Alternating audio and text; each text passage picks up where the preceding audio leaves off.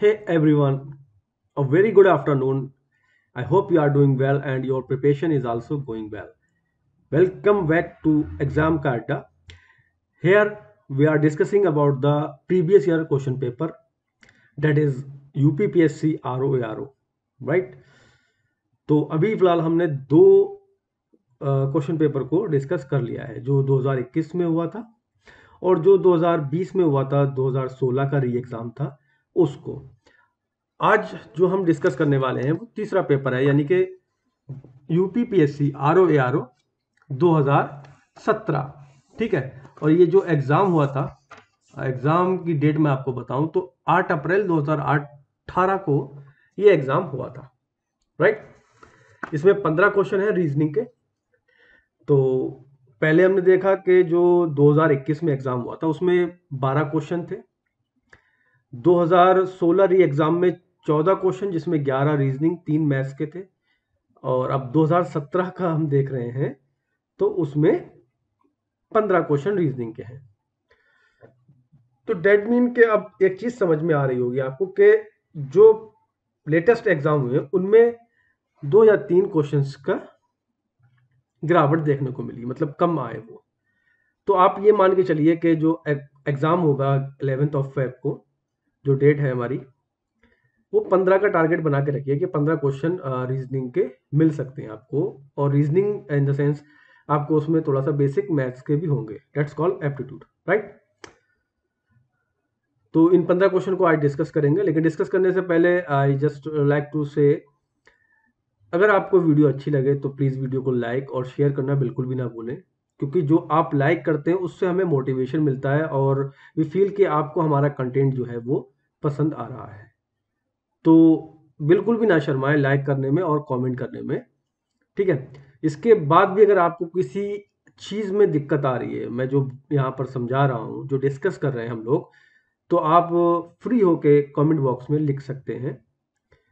या फिर जो हमारा चैनल है टेलीग्राम पर, एग्जाम का अड्डा, आप सर्च करेंगे, सेम लोगो है, ठीक, उसको ज्वाइन कर लीजिए। वहाँ भी आप अपनी जो भी डाउट्स हैं वहाँ लिख सकते हैं। Doubts regarding in the sense आपके मैथ्स में डाउट्स, रीजनिंग में डाउट, जीएस में डाउट अगर किसी में भी है, या हिंदी में डाउट है, सब्जेक्ट से रिगार्डिंग किसी भी तरीके के डाउट है, आप वहाँ लिख सकते हैं। But we are not providing any kind of cut off exam date like all the खबरीज आर डूइंग नाउ डेज। तो इन सब चीज़ों से हम दूर हैं। अगर आपको सिलेबस के संबंध से, ठीक है, कुछ भी पूछना है तो उसके लिए 24/7 we are helping you, we are at for you, okay. So start करते हैं फिर देर ना करते हुए। As you seen on the screen, the first question, a very first question, Venn रेखा चित्र की सहायता से तर्क वाक्य, ठीक है, कुछ फेरी वाले लखपति हैं। ये एक हमारा स्टेटमेंट है। What's doing, right, okay. कुछ फेरी वाले लखपति हैं, ठीक है, ये एक लाइन बोल दी गई है, कथन बोल दिया गया है। का सही प्रतिकरण निम्नलिखित में से कौन सा होगा? ठीक है, तो अगर मैं देखूं चारों ऑप्शन बिल्कुल सही है, लेकिन इसमें थोड़ा सा स्लाइड सा फर्क है, वो फर्क हमें देखना है। और ये मैं बता रहा हूं 99% लोग इसमें गलती कर जाएंगे, क्योंकि जो फिगर बनेगा वो ऐसे ही बनेगा। 2 गोले लेंगे आप, उसने बोला कुछ फेरी वाले, तो एक हो गया फेरी वाला, ये एफ से फेरी वाला, एल से लखपति। तो देखो चारों गोले ऐसे ही दिख रहे हैं, चारों ऑप्शन जो है वो ऐसे ही दिख रहे हैं, लेकिन किसी में कुछ है किसी में कुछ है, बस वही माइनर सा है, वो पकड़ना है। अच्छा, अब इन्होंने क्या किया, मान लो कि ये फेरी वाला है, ठीक है, और ये लखपति है, क्लियर। तो अब उसने बोला कि कुछ फेरी वाले लखपति हैं, तो इसने जब ये देख रहे हैं कि ये ब्लैक पार्ट है, ये फेरी वाला ब्लैक पार्ट है, तो भाई साहब इसमें भी तो आना चाहिए था। तो इसका मतलब तो ये हुआ कि ये वाला जो पार्ट है वो केवल लखपति का है, पूरा का पूरा पार्ट, ठीक है। तो ये इंटरचेंज नहीं हुआ, कुछ फेरी वाले लखपति हैं तो लखपति भी फेरी वाले होंगे, ठीक है। तो ये इंटरचेंज नहीं हुआ, इसलिए ये गलत हो गया। ये बीच में भी ब्लैक आना चाहिए था। अब यहां पर ब्लैक है और ये 2 वाइट दे रखे हैं, तो ये ब्लैक किसका है फिर? अगर ये फ्रेरी वाला भी वाइट है और लखपति भी वाइट है तो ये ब्लैक किस चीज़ का है, तो ये भी गलत हो गया। ठीक, अब डी वाले पे आते हैं। यहाँ पर इन्होंने एक क्रॉस मार दिया तो इससे हमें पहचान हो रही है कि ये फेरी वाला है और ये लखपति वाला है। ठीक, लेकिन अब ये इसमें तो कोई क्रॉस नहीं है, तो ये पूरा का पूरा किसका हो गया, लखपति का हो गया। ठीक, अब ये चीज देखिए यहाँ पर सी वाले ऑप्शन में ये फेरी वाला है और ये लखपति वाला है, ये दोनों वाइट है, ये भी वाइट है, लेकिन यहाँ पर जो क्रॉस दिखाया गया है ये दिखाया गया है कि ये दोनों मतलब यहाँ पर इंटरचेंज हो रहे हैं कि कुछ जो फेरी वाले हैं वो लखपति हैं, या फिर हम कह सकते हैं जब कुछ फेरी वाले लखपति हुए तो कुछ लखपति भी फेरी वाले हैं। तो ऑप्शन सी जो होगा वो यहाँ पर इसमें करेक्ट हो जाएगा। तो स्लाइड सा बस इसमें समझने का है, जो अमूमन मैं ये समझता हूँ कि अगर ये एग्जाम में होगा तो गलती होने के चांसेस ज़्यादा है। ठीक है, तो आई होप कि आपको ये क्लियर हुआ होगा। नेक्स्ट है, और ये क्वेश्चन बहुत आता है। ठीक है, तो एक बंदर है किसी फिसलनदार 16 मीटर ऊंचे खंभे पर चढ़ता है। यदि वह 1 मिनट में 1 मीटर चढ़ता है तथा अगले मिनट 1/4 मीटर यानी कि 0.25 मीटर वो नीचे फिसल जाता है तो वह खंभे की चोटी पर पहुंचेगा। तो सबसे पहले मैंने शायद ये 2021 वाले में भी आया था, आई थिंक इसी में आया था। तो क्या करते हैं हम, जितना वो चढ़ रहा है पहली बार में, कितना चढ़ रहा है, 1 मीटर चढ़ रहा है, और टोटल जो हमारी ऊंचाई है वो हम पहले सबसे पहले माइनस कर देंगे। तो 1 मीटर चढ़ रहा है तो कितना बचा, 15 मीटर, यानी कि अभी हमको कितना चढ़वाना है, इसको 15 मीटर चढ़वाना है। अगर मैं कैलकुलेशन करूं तो भैया 1 मिनट में 1 मीटर चढ़ा, फिर अगले मिनट में वो 0.25 मीटर नीचे उतर गया, तो टोटल हमें 2 मिनट हो चुके हैं, और जो रिजल्ट आया हमारा वो कितना आया, 0.75 मीटर ही वो ऊपर चढ़ सका। क्लियर, कोई दिक्कत यहां तक। अब जो 15 मीटर चढ़ाना है इसको हमें, टोटल चढ़ा है अभी 0.75, तो अगर मैं 15 को डिवाइड करूं 0.75 से, यहाँ से पॉइंट हटाऊंगा तो मल्टीप्लाई करूंगा 100 से, 25 या 75 होते हैं, 25 चौका 100, 3 चौका 12, 5 चौका 20, कितना आया 20। ठीक है, और 2 मिनट में चढ़ रहा है तो 20 दूनी 40 मिनट। ठीक है, तो 40 मिनट तो इधर हो गए, 40 मिनट में अब वो कितना चढ़ चुका है, 15 मीटर चढ़ चुका है, लेकिन मुझे चढ़वाना कितना है, 16 मीटर। तो अगला मिनट जैसे ही होगा यानी कि 41वां मिनट, तो वो 16 मीटर पर चढ़ जाएगा। जब वो ऊपर चढ़ जाएगा तो फिसलने का कोई सवाल ही नहीं होगा। तो 41 मिनट उसको टोटल टाइम लगेगा 16 मीटर चढ़ने के लिए। इसमें से अगर मैं देखूं तो ऑप्शन जो है उपरोक्त में से कोई नहीं।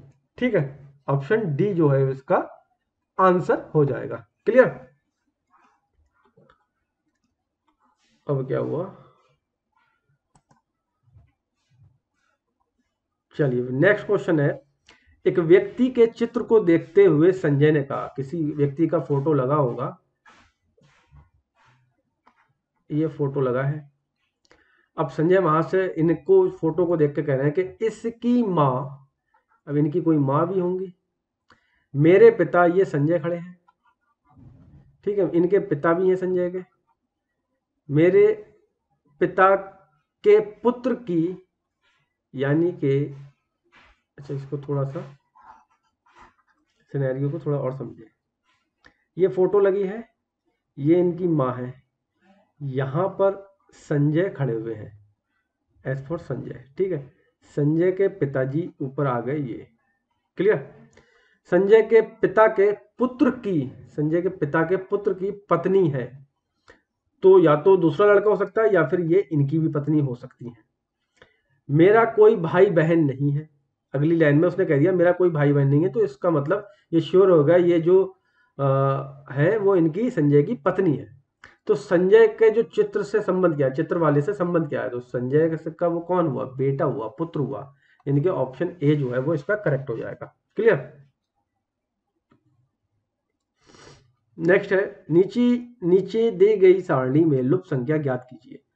ओके, 9 8 7 4 5 6, ठीक, ओके। देखो अगर मैं पहले वाला और लास्ट वाला ऐड करूं, 9 + 7, ठीक, तो कितना हो रहा है, ये 16 हो रहा है। इसको आधा कर दूं या 2 से डिवाइड कर दूं, 8 मिल गया। ऐसे ही 4 + 6 इसको आधा कर दूं तो 5 मिल गया। तो ऐसे ही यहाँ करना है, तो 20 में कितना जोड़ेंगे 12 आ जाए, तो 20 में 4 जोड़ेंगे 24 हो जाएगा, 24 का आधा क्या होता है 12। क्लियर। चलिए फिर नेक्स्ट क्वेश्चन है, राम 1 किलोमीटर पूरब दिशा में चलकर, तो भैया पहले इसको पूरब दिशा में चलवा दो, क्योंकि पूरब इस साइड होता है, तो 1 किलोमीटर हमने चलवा दिया इनको। 5 किलोमीटर दक्षिण में चलता है, यानी कि नीचे की ओर चला 5 किलोमीटर। इसके सामने छोटी सी बना लो एक, क्योंकि 5 किलोमीटर ज्यादा होगा ना दिखना भी चाहिए वैसे ही। फिर वहां से वो 2 किलोमीटर पूरब की दिशा में चलकर, अब पूरब इधर चलेगा तो 2 किलोमीटर चल गया।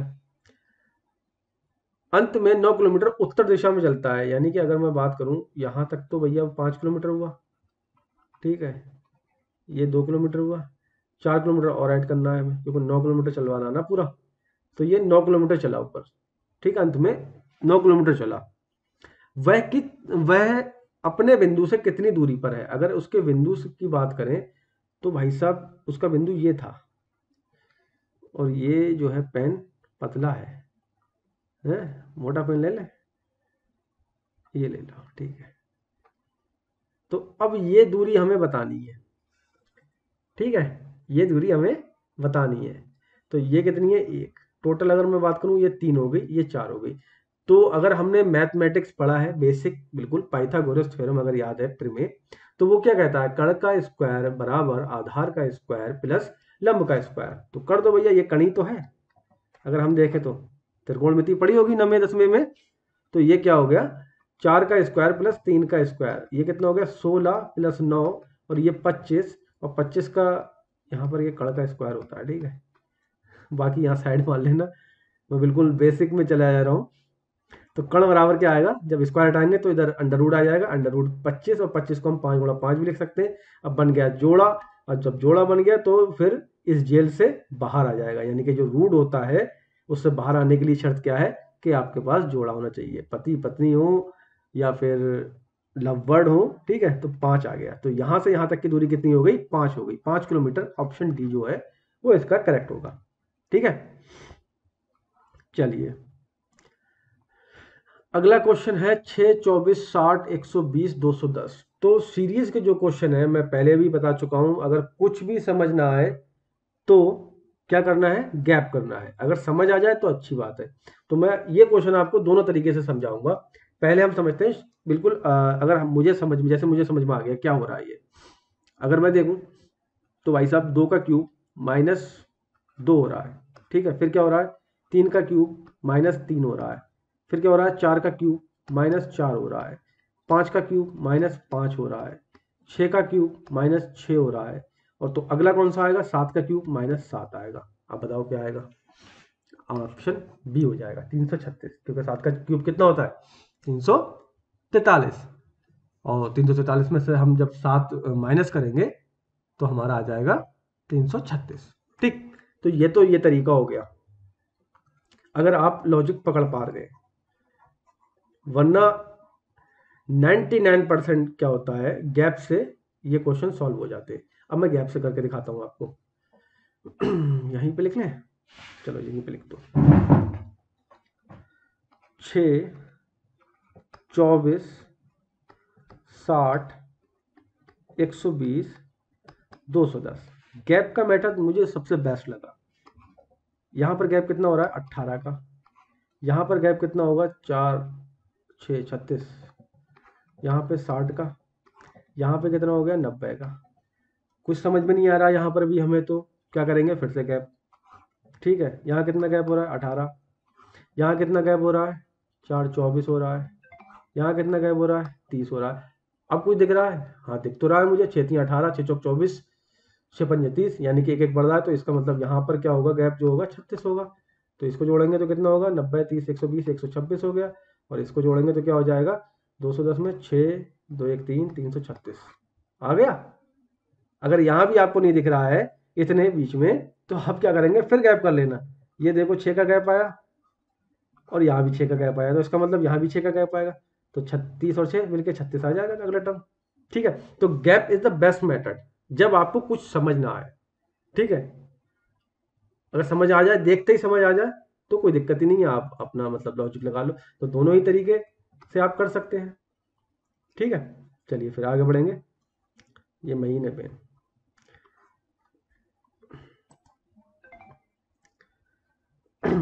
नेक्स्ट क्वेश्चन है, यदि कुछ संत शहीद थे, ये सत्य है, इन्होंने एक बात कही इतनी कि कुछ संत शहीद थे, तो तर्क वाक्य कुछ शहीद असंत नहीं थे कि सत्य अथवा असत्य होने के बारे में क्या अनुमान किया जा सकता है। तो लाइन को घुमा दिया गया है, और प्रेशर में ऐसे ही क्वेश्चन जो है वो गलत होते हैं, फिर जब एग्जाम हॉल से बाहर निकलते हैं तब बड़ा अफसोस होता है कि अरे यार ये क्या कर दिया मैंने। तो भाई साहब, संत शहीद थे, ठीक है, संत जो है शहीद थे, असंत, कुछ शहीद असंत नहीं थे। असंत नहीं थे का मतलब क्या हुआ, शहीद तो हुआ, यानी कि सत्य बात ही तो कह रहा है।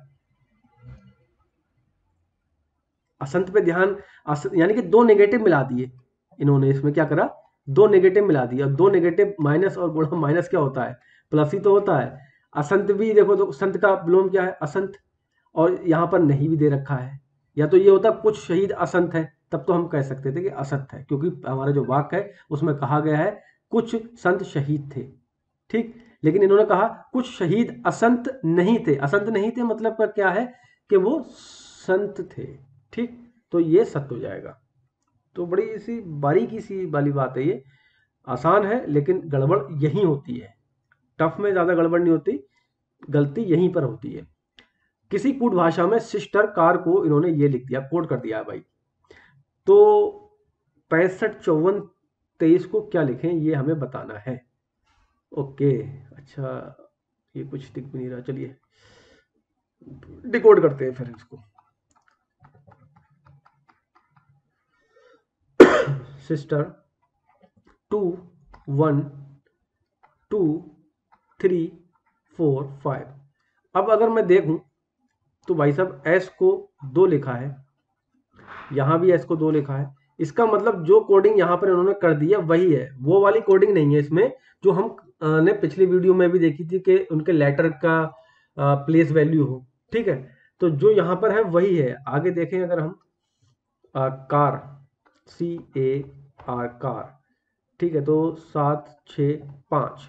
अब यहां पर फिर से देखो, नोटिस करो, आर को इन्होंने यहां 5 लिखा है ना, आर को 5 लिखा है, तो आर को यहां भी इन्होंने 5 ही लिखा है। तो डेट मीन के जो नंबर इन्होंने कह दिया वही यूनिवर्सल ट्रुथ है, वही कोडिंग करनी है। तो अब हम कर लेंगे कोडिंग इजिली। 6 5 5 4 2 3। तो 6 किस पे है, ए पे है, यानी कि यहाँ आएगा ए। 5 पे क्या है, आर है, तो डबल आर आ जाएगा। 4 पे क्या है, ई है, तो ई आ जाएगा। 2 पे क्या है, एस है, एस आ जाएगा। और 3 पे क्या है, टी है, तो टी आ जाएगा। तो अरेस्ट वर्ड जो बन गया वह इसका सही होगा, यानी कि ऑप्शन ए जो है वो इसका करेक्ट हो जाएगा। क्लियर, आगे मूव करते हैं। और ये मुझे सबसे ज्यादा दिमाग खाओ क्वेश्चन लगते हैं। वैसे में हालांकि मेरे CGL में 2017 और 18 में 100% मार्क्स आए थे। 50 मार्क्स का रीजनिंग का पेपर होता था, 50 आउट ऑफ 50 दोनों बार आए थे। पता नहीं कैसे ये सही हुए थे। चलिए फिर काउंट करते हैं, मुझे इनकी ट्रिक नहीं आती है, मैं काउंट ही कर लेता हूँ। इसमें पूछा है कि वर्ग कितने हैं, वर्ग उपस्थित हैं, ठीक है। तो वर्ग की बात करें तो वर्ग क्या होता है, जिसकी चारों भुजाएं समान हो, ठीक। तो अगर मैं यहां पर देखूं तो भैया 1 2 3 4, और 4 ही नीचे बनेंगे, ये वाला 5 6 7 8।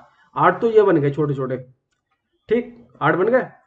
तो लिख लो भैया एक तरफ को, ताकि गिनने में गलती ना हो। अब एक ये भी तो बन रहा है भाई साहब, ये टाइल्स जो लगी होती है वैसा इन्होंने इसका वो कर दिया है। तो एक ये बनना है, तो एक ये भी बनना है, तो 2 ये हो गए, 8 2 10 हो गए। क्लियर। अब क्या करें, अब कहां से देखें, देखो ये बीच में बनना है, दूसरा कलर ले लें, ये देखो बन गया एक स्क्वायर।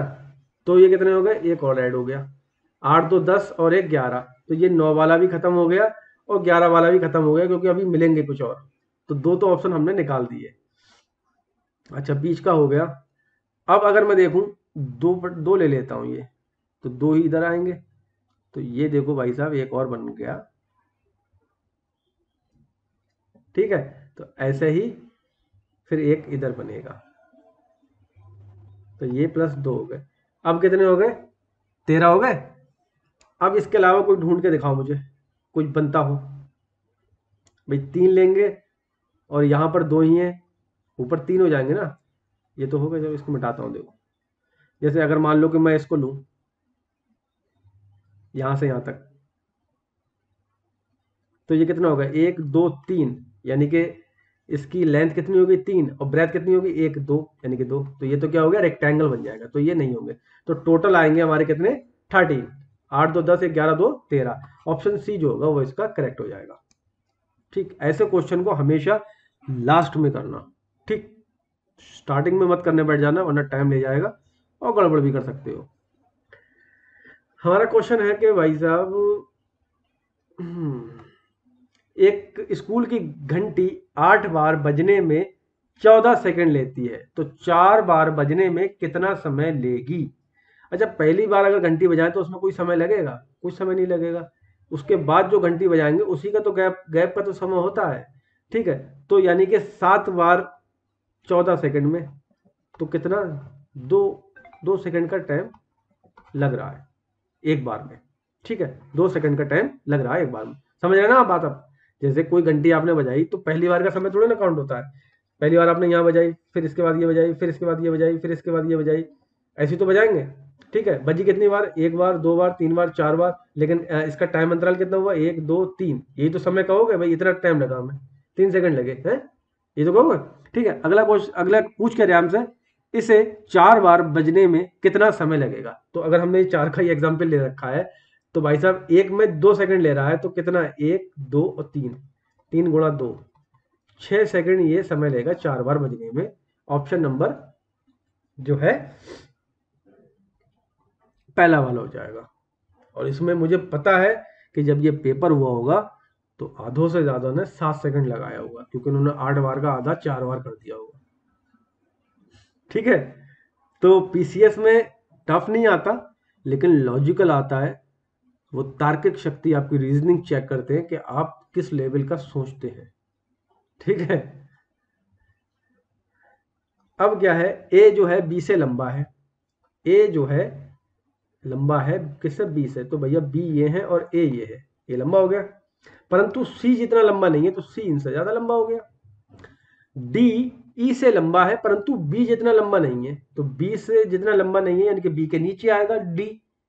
और ई से लंबा है, तो ई के नीचे आ जाएगा, ई से लंबा है। ठीक है, ई जो है एफ से लंबा है, तो ये एफ से लंबा हो गया, परंतु डी जितना लंबा नहीं है। बिल्कुल सही बात है, डी जितना लंबा नहीं है।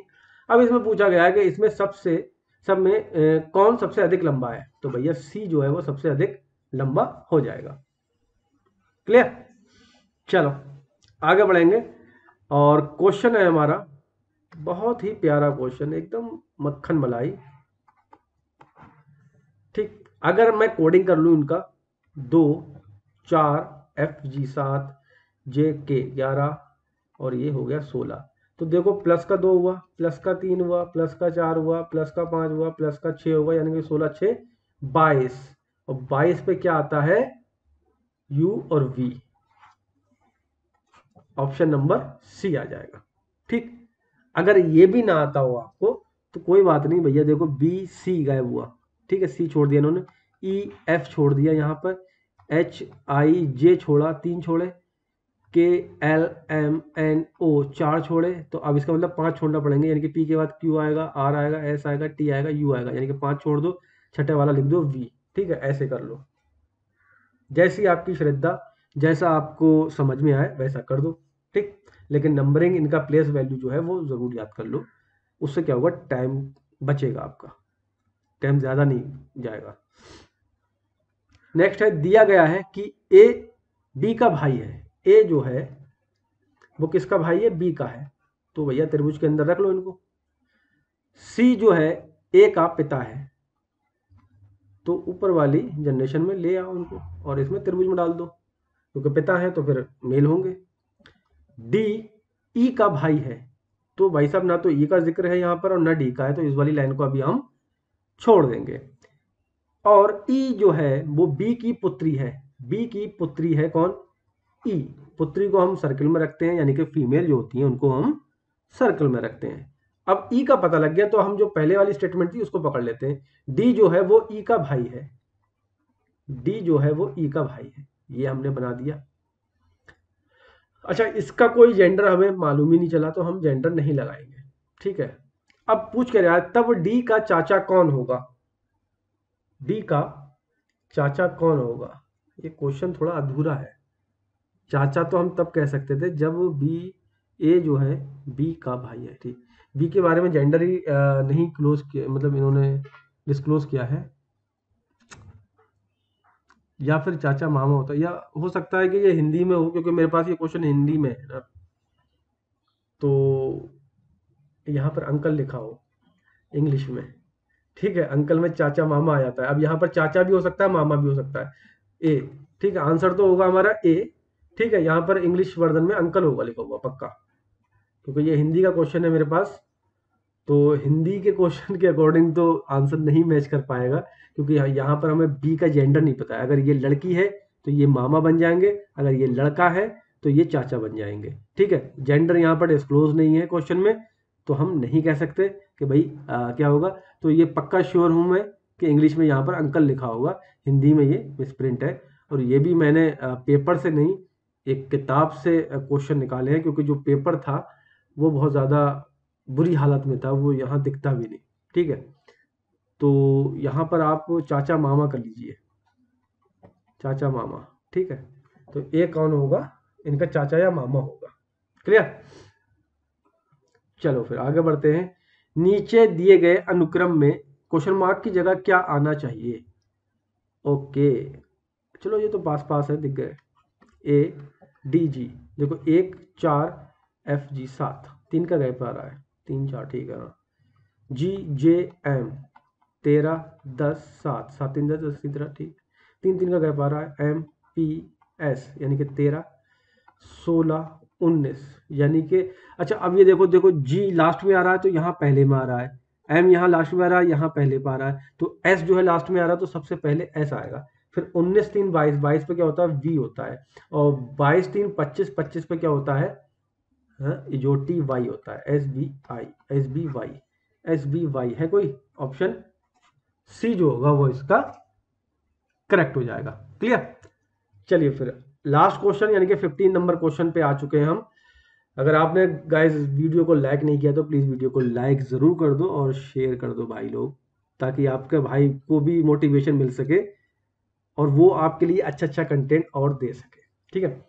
तो नीचे दिए गए तीसरे चित्र में x में कौन सी संख्या आएगी, यहाँ पर ये जो मिस कर रखा है इन्होंने x, वहां पर कौन सी संख्या आएगी ये पूछ रहे हैं, ठीक है यहाँ पर। ओके, तो 5 3 8 8 4 12, कुछ नहीं बना। ओके, 5 3 8, 5 का स्क्वायर, अच्छा 5 का स्क्वायर करूँ 25 प्लस 9 माइनस 16, ठीक। ओके ओके, और ये कर दूँ माइनस, तो 25 और 9 हो गए 34, 34 में से 16 गए, कितने बचे 18। ओके गॉट इट, ठीक है। करा क्या है हमने,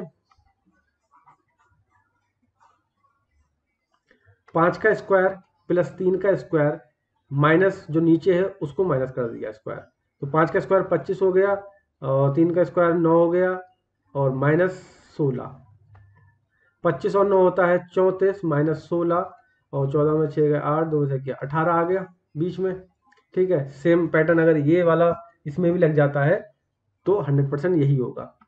7 का स्क्वायर प्लस 5 का स्क्वायर माइनस 3 का स्क्वायर, 7 का स्क्वायर होता है 49, 5 का स्क्वायर होता है 25, और 3 का स्क्वायर होता है 9, ठीक है। 9 5 14, और 4 2 6 माइनस 9,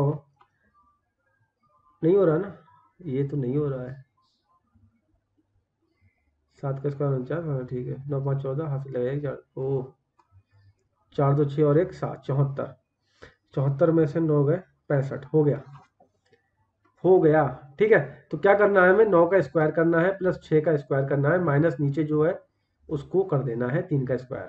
तो 9 का स्क्वायर होता है 81 प्लस 6 का स्क्वायर होता है 36 माइनस 3 का स्क्वायर होता है 9। ये होगा कितना हो गया, 6 और एक 7, 8 और 3 11 माइनस 9 17, 108। ऑप्शन डी जो होगा वो इसका करेक्ट हो जाएगा। ठीक है, आगे समझ में ना, जो साइड वाले हैं उनका स्क्वायर करो और ऐड कर लो, जो नीचे वाला है उसका स्क्वायर करो और वो माइनस कर दो, बस इतना सा करना है, सिंपल सा है। तो गाइज ये थे 15 question 2017 R O R O okay. I hope कि आपको पसंद आए होंगे। पसंद आए हो तो प्लीज एक बार again I am requesting to all of you, just share the video to whom are preparing for that exam or preparing for UPPSC CSAT, right? So till then, bye bye, thank you very much, जय हिंद जय भारत।